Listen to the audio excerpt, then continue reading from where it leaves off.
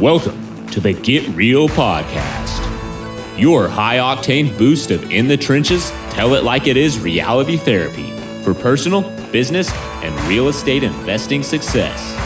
With your hosts, powerpreneurs, Angela Thomas and Ron Phillips. It's time to get real. Hey, everybody. Welcome to the Get Real Podcast. I'm Angela Thomas, and I'm here with Ron Phillips. Hey, Ron. You are. Hey, and today we have a really special guest we're excited about. We've actually been prepping everyone for this. You know, we keep saying we're going to do this show. So, Ron, take it away. We keep teasing about this this guest, and he's actually here. I convinced him to come on the show. Finally. Yes. So with us today is my good buddy, Shaun McCloskey, who is not only my good buddy, but he is also my personal and business coach. And in addition to that, he runs Leadership Boardroom, of which I am also a member, and probably the finest speaker training. If you want to learn how to speak and make money from the front of the room, nobody better in the country than Shaun McCloskey puts on a speaker training workshop, which I have also attended. It is phenomenal. Welcome, Shaun McCloskey. Yeah. Hey, Shaun. Hey, what's happening? Thanks for having me. We're so glad you're here. So I know this is probably going to be 2 episodes. We're going to get really, into the details of what you do. But can you... I know you professionally, but I would love to know a little bit more about you personally. If you don't mind, taking us back. Where'd you grow up? What'd your parents do? Give us your history here. Don't go too. Well, I was born on a small farm in No, just Wait, really? Oh, cool. No, no, that's true. No, okay. I'm just a pretty regular guy. I grew up wanting to take the world on fire and started out in the corporate world. Found out real quick that that's a tough gig because I worked my way up the top of the corporate ladder, only to find out that the top involves working a whole lot more hours, giving up even more, and doing it for a company that eventually 7 years after I worked my butt off for this company, they downsized all of my departments, and then I was the last person to get downsized. So my gosh. Only is climbing up the corporate ladder kind of at least it's not a way that I wanted to go. It also wasn't the job security that I thought I was looking for in the first place anyway. So Since then, started my own number of businesses over the years. Some of them worked really well, some of them not so much. And so today I help a lot of business owners, entrepreneurs, speakers, national coaches, people who are in leadership positions. I help them get their life together so they can have a great life and business instead of just a great business, which most business owners can pull that off. Very few of them pull off a great business and a great life at the same time. And so I show people how to have both now. And I get to do what I love to do. I love it. And I get to work with people like Ron. And I know we don't have a whole lot of experience back and forth, but I know you and Ron have been for years. So well, Ron likes me, so I must be okay, right? Cool. Well, hopefully you've seen some changes in Ron over the last few years because he's, as a result of what we'll talk about today, he's made some pretty significant changes in his life, and it shows. I mean, even right now where Ron lives is a result of some of this process that I'll try to take you through in as fast as we can today. Okay, cool. Yeah, I have seen a lot of changes in him, but sometimes he's harder to get a hold of, and I have you to blame for that. Huh? No, thanks a lot. I'm just kidding. No, that's great. Yeah, that's a good thing. So, we've teamed several times, Angela. We've talked a little about. I've talked a little bit about this, but seriously, this is one of the biggest game-changing moments in my life. Was when I heard the message that Shaun's going to share with us today, and so I hope everybody, man, don't put this on 2 times speed today. You're going to want to listen to this at regular speed, and you're going to want to really absorb this, especially if you're one of those business owners out there who can't get out of your own way and can't figure out why the hell you still have no life, right? If that's you, because that was me, if that's you, then start to listen up as Shaun shares a little bit more about this. Okay. Any more of the story that you want to share about was there pain behind this, why you got into this in the first place? I mean, you shared your corporate story, but... Yeah, I mean, that's why I got out of corporate. But when I started getting into real estate, flipping houses in 2003, And within a few years, I had flipped about 300 houses. I was learning from guys and girls who knew how to build a business and who knew how to make money. But unfortunately, one of the guys I was learning from, his name's Chris Kirshner. He no longer speaks today, but he was one of the biggest gurus back in the day. And he was one of my mentors. And when I learned from him, I learned how to run a business. But years later, I found out Chris had made about $950,000 in a day, which would seem like a great day, right? Yeah, it's a great day. It was also, he explained to me, as the worst day of his life, because that was the day a number of things happened. He made $940 or $950 grand in a day. Same day that his wife called and said, I don't want to be with you anymore. I haven't seen you in weeks. You don't hang out with me anymore. His son said, Dad, I don't even know who you are. I don't want you to be my father. Oh my gosh. He realized that day that he hadn't had a day off in 7 months. And he realized that he had basically traded all of those things he said were important to him for this business that he thought he was building to help his family, right? And so in the process of building this thing, he lost his family. And so now I learned this after I was starting to experience the same thing. I started the real estate business in 2003, and in 2007, I started coaching. In 2007, I brought on just a handful of my very first students. I was going to show them the business ropes here. And my number one student went out, first year in business, made $500,000 his first year in business, which was more than I made my first year of business, right? So I was really excited about this. But the second year in business, he also got a divorce. Like, dang it, man. I'm starting to see this pattern where, and by the way, I was teaching him how to run a business that I knew how to run, which involved working 80 hours a week. And that's what I learned from Chris Kirshner. And so here we are passing this down through all these different people. My desire is to teach and impact and make a difference. And I'm making a difference in a positive way financially and in a negative way everywhere else. Yeah. So, I realize this. I'm like, I can't teach this crap anymore if it's just going to ruin people's lives. I'm teaching people how to do what I was taught, which is how to have a great business and no life. And, where can I find people that have both? And so it's been journey ever since then to figure out what does it mean to have a great life and business at the same time. If you have one without the other, it's still failure, in my opinion. So This is so prevalent right now, Shaun. Yes. And Angela and I have talked about this on the show, and offline, you and I both know I get pissed about this. There's so much that's online right now about hustle, grind, 365. If you're not answering, I saw a freaking post the other day, Shaun. Oh my gosh. Some dude was like, hey, I have the best wife because you know how I know? Because she let me take one of the seller calls while we were at dinner. And I thought, this was about ready to get an explicit, but I was going to get a little E right next to it. Yeah. Oh my gosh, she may let you, but do you think she wants you to? If you think she wants you to, you are high. You've lost your mind. Yep. Yeah, there's a difference between tolerance and something being your actual vision of what you want in life. And so, my wife tolerated me too. I used to do the same thing. We'd be at dinner, and I would, since I didn't have my own life vision figured out, I didn't know what I wanted out of my life. I thought, well, the more I provide in my business, the more that'll help my life. And then, the more my business makes, someday I will have a great life. So I would do the same thing. I would take calls. I would take all my calls to my cell phone from live seller calls, and I'd be out to dinner with my wife, and I would have two choices. Either I would answer the phone, in which case my average live seller call took me 18 minutes to get through. 18 minutes. I timed these over the years. 18 minutes. My wife is now sitting there at dinner with me for 18 minutes straight, doing nothing while I'm taking the business call, and she was tolerant of it. So I thought, what a great wife, same thing. Yeah. Option number 2 was don't take the call and then have it go to voicemail and then have me sit there and think about the money that I'm wasting on this marketing. Yep. And then I'll leave a voicemail. By tomorrow, is the deal going to still be there? Or did somebody else answer the call? So I'm sitting here screwed either way, right? And by the way, I'm screwed either way because my business was designed this way. It was designed to make money, not to have a life. And so when you make your business, I designed it. Yeah, right. I know. Hey, real quick, Shaun, mine's not even from my own business. Mine's back in the corporate world because I started in the corporate world like you with Abercrombie & Fitch. I was a district manager.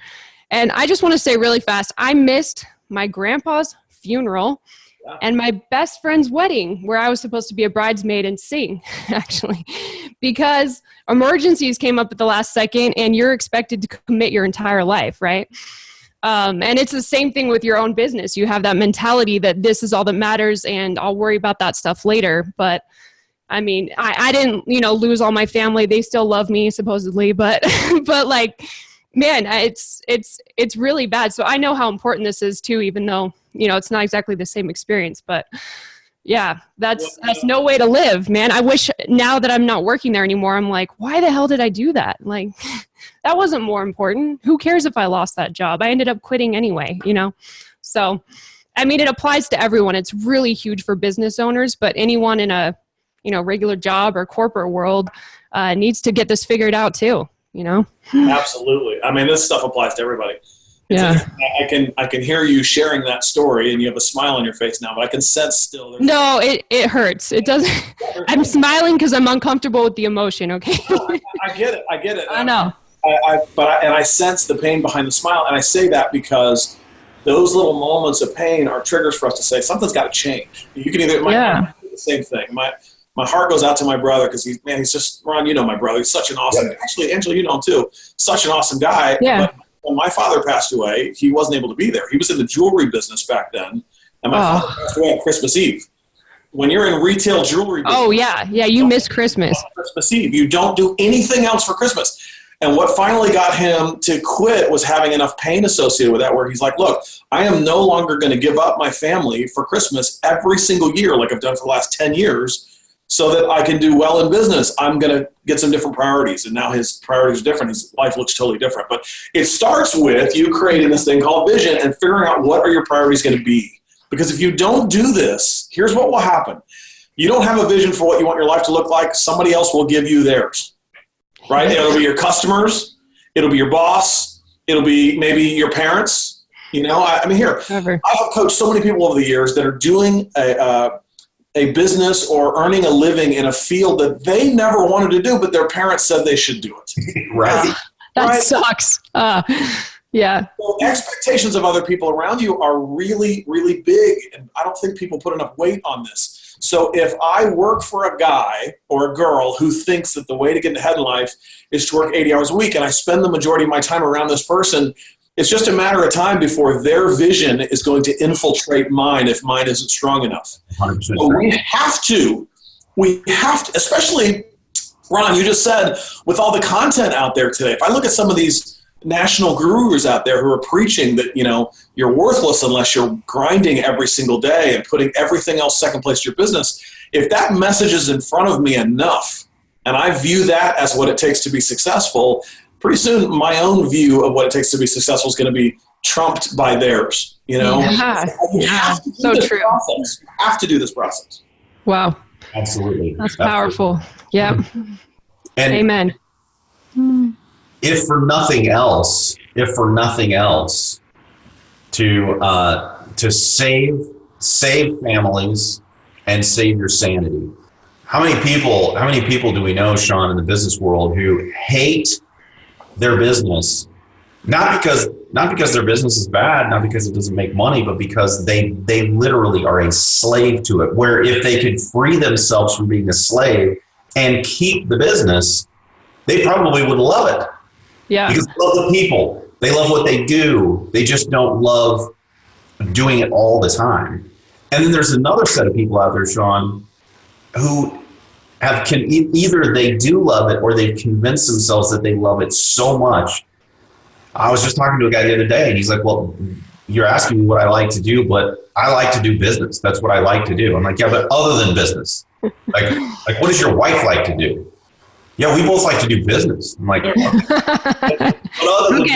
all right. But we really like business. And people are laughing right now, but Shaun, how many people do we know that are like that? Well, I mean, I coach them. That's typically who I end up working with. I mean, here, I'll give you two examples. Ron, you're one of them. Wait. Everybody thinks I don't have this problem, Shaun. Well, here, there's a guy that I started coaching years ago. His name's Jason Roberts. He's speaking around the country now today. But when Jason first came to me, he was just out of a failed mortgage business. And the mortgage business, I mean, he was making, I don't know how many millions and millions of dollars of loans in a month he was doing, but let's just say he was doing really, really, really well. He had about 80 employees on staff. But then, you know, the crash of 2007, 2008 happened. Overnight, you couldn't do mortgages the same. And over the next 3 years, all of his cash reserves were bled dry by him wanting to, you know, continue to provide for his staff and all this stuff. And finally, his business completely imploded from the inside out, and he's literally left with nothing. No home, no car. And this is a guy who was making millions of dollars a month, and he now has no home. The home was repossessed. The car was repossessed. He's got no place to live. He's going through a divorce, like awful stuff. Every worst picture you can paint. And then I meet the guy, right? And we start going through this vision creation process together. And I said, you know, tell me what you like to do. And he goes, well, I love to run my business. I said, okay, well, let's pretend you can't do business for a second. What else do you like to do? And he didn't have an answer. And I said, well, like, what did you used to do before you built your business? And he goes, I don't know. I've been doing this for so long. Like, this is what I do. But he goes, you don't understand. I really, really love it. And here's what he didn't understand. He loved it, which is great. You should love your business. But he had been doing it at that capacity for so long that he knew no different. So when I asked him, I said, I had to really get back. I said, what did you used to like to do when you were a kid? Wow. It's stupid to ask a grown freaking man what he likes to do when he was a kid. Right. I had to go back that far with him to get him to identify anything. I said, is there anything that you've ever wanted to do that maybe sounded cool, but it was just pie in the sky, or it seemed like a waste of time? And he threw out a couple things. He said, man, I'd love to learn how to fly a helicopter. I said, okay, now we're getting somewhere. That's cool. I said, anything else? And he goes, man, I've always wanted to take singing lessons. That's awesome. Hey, I do that. I got one after this. That's great. Yeah. You ever met him? You're like, really, singer? Because he's not that well. But he's like, look, I sing in the shower by myself. That's all I do. But I'd love to just take some lessons. But it's amazing, Shaun. You should hear me. Yeah, no, I'm just kidding. With the echo in the back. I know, it's gorgeous. I'll sing in the shower for you. Yeah. But the crazy thing is so now it took me going through this process with him for a year. And finally, about a year and a half later, he finally approached me one day and he goes, you know what? I was so busy working the business for so long that I genuinely, when I told you I just love the business, I meant it. But I meant it because I forgot about anything else that I used to enjoy because I was so focused on the business. And when the business went away, he goes, to be honest with you, I didn't know who I was anymore. Like, when you said, because he said, you asked me a question, what would I do if my business was gone tomorrow, which at the time it was. His answer was, I'd go start a new business. And I said, you're not getting this, dude. Like, you can't do a business. Let's just pretend like all your financial needs are met. You got everything figured out. Then what would you do? He's like, I don't know. And so, you know, we did this with Ron, and I went through this process also. And I said the same thing to Ron. I said, Ron, and by the way, when Ron came to me the first time, his problem was similar but different in the sense that he goes, look, my business is finally to a point. I worked my whole life to get my business to a point where I don't have to be there every day. And now I don't have to be there every day. And now I have no clue what I want to do with my time. Like, I have the time, and yet so much of Ron's identity was built up into the business. It's like when that goes away for a second, who the heck is Ron Phillips? You know, there's a big identity crisis, and I think people don't realize this, but business owners, they do go through this at some point. And I don't know if you remember this, Shaun, but it's funny because I was at your 3-day event where you were teaching this for 3 days, right? Or maybe it was 2. I don't remember. Right. And so I'm in a group of maybe there's 50 people or 100 people there. I can't remember. This is a big group, right? And I'm sitting there and we've got our workbooks. I'm going through this thing, you know. And Shaun's telling all these stories, and then he'd stop and he'd give us an assignment, right? And one of the assignments was to just start writing all the things that you want. And everybody like starts feverishly writing, you know, everybody's super excited. I'm sitting there going, what the hell do I want? Like, I don't know. I remember getting out of my chair. I don't remember if you remember this, Shaun, or not, but I got out of my chair and I went to the front of the room and I'm like, I said, Shaun, I don't know what to put on my paper. I felt like such a failure as a student. I'm like, I literally don't know what to put on my paper here. Have you ever seen that before? And Shaun's like, yeah, I've seen that before. Okay. And the reason I remember that so much, by the way, the reason I remember it so much is because you walked up to me and you go, "Hey, man!" Like I had just given the assignment out like 2 minutes earlier, right? And everybody in the room's doing their assignment. And Ron walked up and he goes, "Hey, man, I don't know how to tell you. I'm done." And I go, "You're done. It's been like 2 minutes. You wrote down everything you want in life." And he goes, "Well, not exactly that, but I'm done." He showed me the workbook, and there was like one word he'd wrote down. It was like nothing else. The whole thing was blank, and I was like, "Okay, we got some more." Oh my God. I actually had to fly out and spend a day with Shaun for him to yank all of this out of me, because it was so difficult for me. It had been so long, Yeah. that I forgot that I just genuinely like going on a walk in the morning with my wife. Like simple, ridiculous things like that. Because some of the people out there listening, Shaun, they don't own businesses. They don't make millions of dollars. They're not like Jason Roberts. They don't have all of that. So that I know like 80% of the room is writing down all of the cool toys and the things that they want. There's a place you get in business, though. Some of the people who are listening to this podcast right now, they're going, I can buy any toy I want. Well, within reason, right? I mean, I'm not getting a yacht. Come on. But within reason, I can buy pretty much whatever I want. Yeah. So it isn't about that now. So what is it about? Because that's what it used to be about. It's not about that anymore, right? It's a crazy thing to watch the dynamic in a room. And it's got to be even more fun for you to watch a room do that, right? It was crazy. Well, and what's really cool too is to have the room that hasn't arrived at that point where you were at that point hear that you're struggling with the exact opposite of what they're struggling with, even though it's the same family of things. It's like they're sitting here going, "Oh man, I want all these things, but I don't have the money for it." And you're going, "Well, I do finally have the money to do some of these things I want to do, and I don't know what I want to do now. I've been focused so long on building the business so that one day I can have the money to do all these things, and now I'm there, but I never identified what all these things are," which, by the way, makes your business have a never end, like there's no cap on what you need in your business. This is why some of the people who are out there and they're making millions of dollars a month are still miserable. And you go, wait a second, how in the world could you be making millions of dollars a month and you're still miserable? It's because you have no clue what the millions of dollars a month is even for. Right. Making money to make money. Yeah. Just acquire money, And there's nothing wrong with at some point for many entrepreneurs, it becomes a game. And that's when it really gets really fun.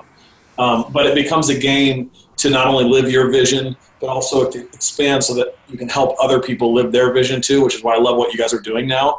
You're trying to share this information so other people can have a great life too, not just hoarding it all for yourself.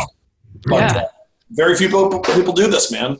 It's not easy to do, by the way. We'll talk. I think we're going to do a second video here where I'll show you guys exactly what to do to pull some of this stuff out of you. And it's not easy. A lot of times it requires having help from somebody else or at least going through some of the processes that I'll go over here in a little bit.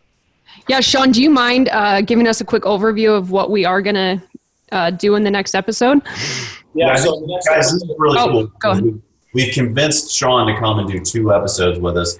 And the second whole episode is going to be like getting down to the meat. Like get the paper out and turn the phone off and let's get busy with this deal. So Shaun, give us a overview. Well, so it's, everybody here, when I would go speak in front of a room and I would say, okay, it's a bunch of entrepreneurs or business owners or business owner wannabes in the room, right? I'd say, how many of you all have ever done a business plan before? And like every hand in the room would go up for the most part. I say, okay, how many of you have ever sat down and written down every aspect of what you want your life to be about and you have it in writing? And out of a room of, let's say, 100 people, maybe 5 people would raise their hand. And I would say, how many of you have looked at it in the last 5 years? And like 3 of those hands would go down instantly. And I would say, how many of you have it in writing and it's on your person right now? All hands would go away. And so what you got to do is you got to get some of this stuff out of your head and you got to get it in writing. And the reason why is because I've seen too many people's visions change with their mood.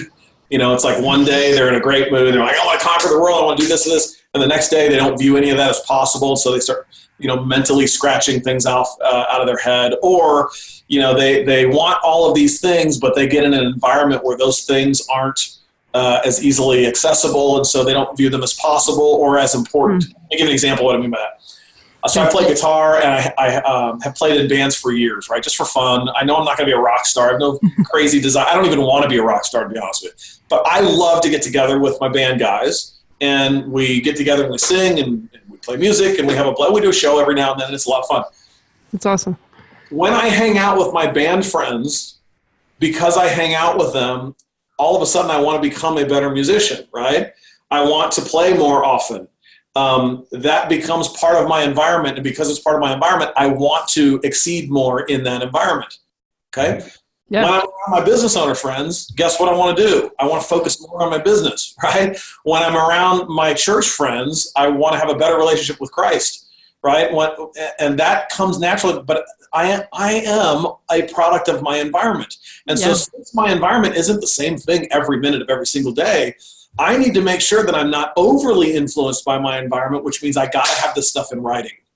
So when we say you start going through this vision process, whether it's personal or business, you got to get it out of your head and you got to get it in writing. So in the next video, I'll show you very specifically how to do this. There's a little process that I'll take you through that actually is also how Disney runs their organization. It's really? It's super cool. It's one of the neatest things I've ever found a few years ago. And when I started teaching it this way, it makes it a whole lot easier to get it out of your head and get it in writing. Shaun, I think the other thing too is that at least something that's really helped me is going back to that environment thing, right? It's being because we're all in these different environments. We all have them, right? We got our family environment, we got our church environment, we got where we got all of these different places that we go. We do focus when we're in each one of those.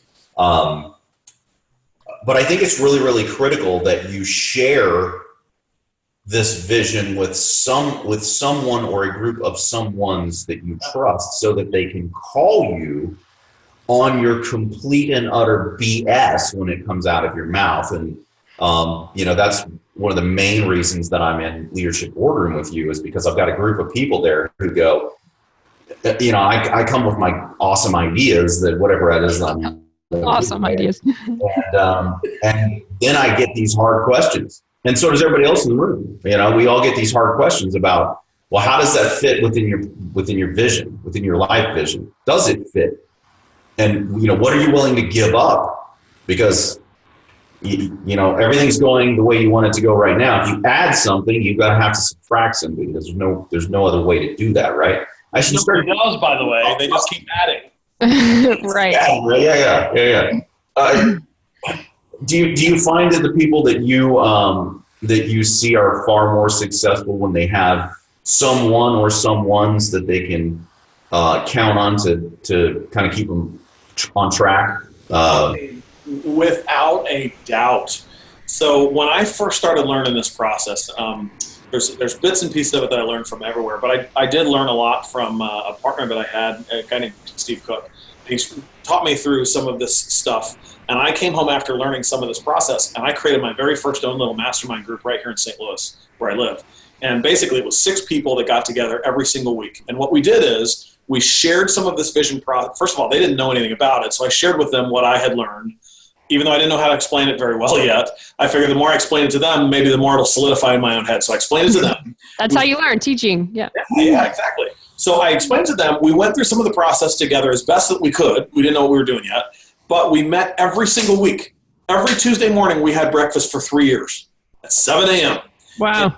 And every single Tuesday morning, we pulled out our visions and we added to it and we took away from it, and they got more and more clear. Mine, actually, to give you an idea, took me about 5 or 6 months before it became really clear to me what that was supposed to look like.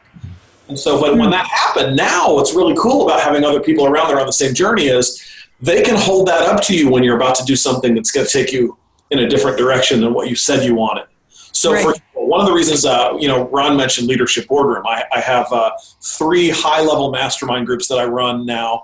They're limited to 15 people each, and I put really high-caliber people in there that are all going after the same thing. First of all, they're all leaders in some capacity, so they want to have a great life, not just for themselves, but they want to impact others to have a great life also, and business. Right. But also, they constantly hold the mirror up to each other. So when Ron comes to one of our retreats, for example, and he says, hey, here's a new direction I'm thinking of going, the very first thing all of us do is we we match up. Does that new direction match up in alignment with what he said he wanted over here?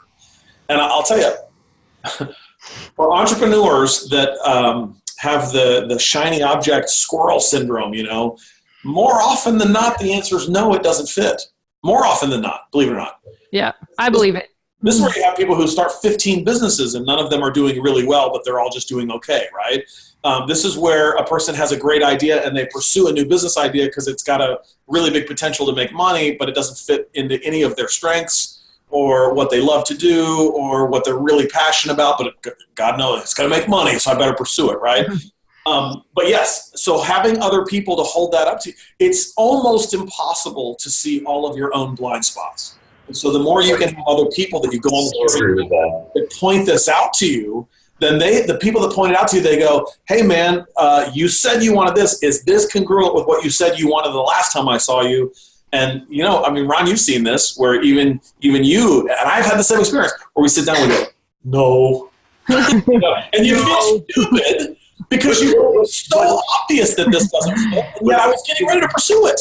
The thing is, Shaun, it's not that the business idea was flawed. It's not that the business idea wouldn't make money. It's not that the person who's bringing it couldn't make it successful. All of those things could be accurate. It's just that it doesn't fit in what they said their vision was. And I mean, that's a big deal. But if you don't have that anchor, that's where your life goes completely chaotic, because as entrepreneurs, we see opportunity everywhere. Angela, do we not see opportunity? Oh my gosh. Yeah. We probably don't even know the extent of each other's ideas. I mean, no. I have this notes in my phone with like 35 business ideas, just in case, one of them I feel like pursuing. I just write them down as they come up with them, Ron's idea parking lot is really big. I'm sure. I used to keep track of it, but not anymore. So I don't know how out of control it is now. $1 billion ideas in there. I'm sure. Every one of them. We all got them. Yeah, they're all good. Here's the problem. Ron, you just said something that's really important that most people skip over. Especially entrepreneurs do this, right? They have, especially if you're a visionary, right? You have all these great ideas, and what most people do is they keep adding more and more ideas to their ideas. And the next thing you know, you have like, well, you know this. So there's one of my guys in our group is a guy named Larry Goins. He's a national speaker. Oh, yeah. Very well-known guy, very well-received guy. He's just a brilliant dude. But he's got the same problem that a lot of entrepreneurs have. He has great ideas, and he's also an action taker, which is great. But combine that without having a crystal clear vision, and you now have 15 businesses that none of them are doing as well as you'd like. So, Angela, you have all these lists of ideas. I love that you have those out of your head and you're putting them in your phone and your notes, right? Yeah. What you have to do. Ron brought this up a second ago. When I'm now looking at all those opportunities, I'm now filtering them not through how much money can they make. That is a good filter, but that's like number 5 or 6 down on the list. My first filter is, does this fit my vision? And most of the time when I look at that, the answer is no right off the bat. So I can just eliminate it, right? I can get it out of my head. I can say, okay, it's a great idea, but I'm not going to pursue it. It doesn't fit my vision. Might fit somebody's, but it's not mine. So I'm not going to pursue it just for that. But if it does, oftentimes I say yes to many things. Yes, this does fit my vision, and so does this, and so does this, and so does these 19 other things. Then I can start to prioritize. I can say, which one of these fits my vision the most? And here's what you said, Ron, that's really important. If I add anything new into my life, now I have to take something else away. This is what no one does. So if I say, okay, I'm going to add in this new thing, and nothing else has gone away, now pretty soon if I keep adding more and more and more things, next thing you know, you're the guy who can only sleep 3 hours a night because you've added too much, and you unintentionally and unknowingly did take some things out of your vision, but you didn't mean to, and that thing was sleep. Yeah. And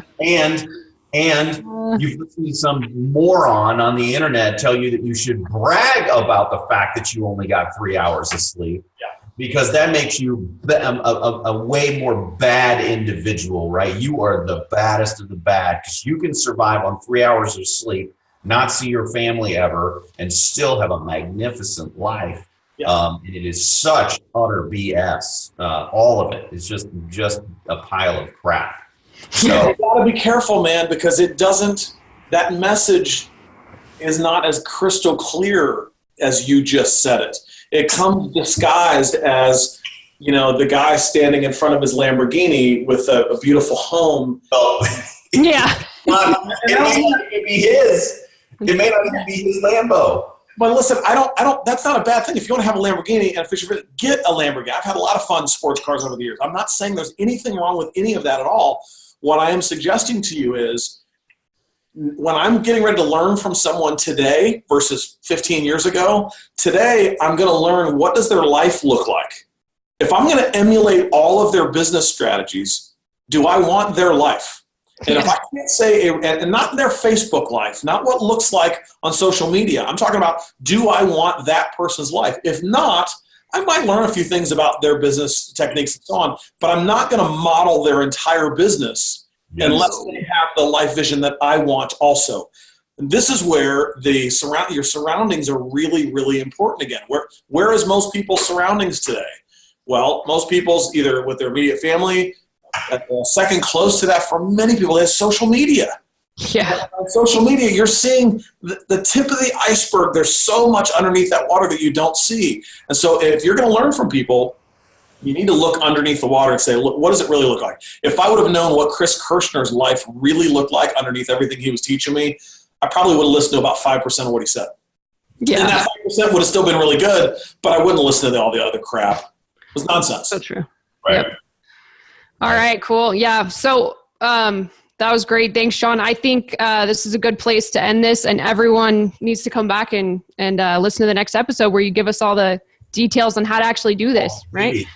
Yeah, we're excited. So yeah, hey, make sure you guys check out the next episode.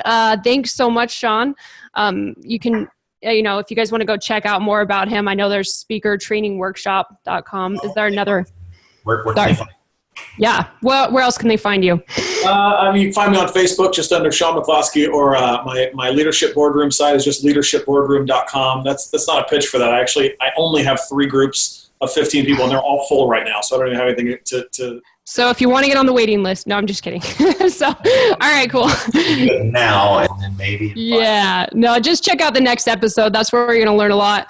And once again, if you want to subscribe to our podcast or give us feedback, visit getrealestatesuccess.com. Check us out there, or on iTunes, Get Real Show. And we will see you guys next time. Thanks, Shaun. Thanks, Ron. This has been the Get Real Podcast. To subscribe and for more information, including a list of all episodes, go to getrealestatesuccess.com.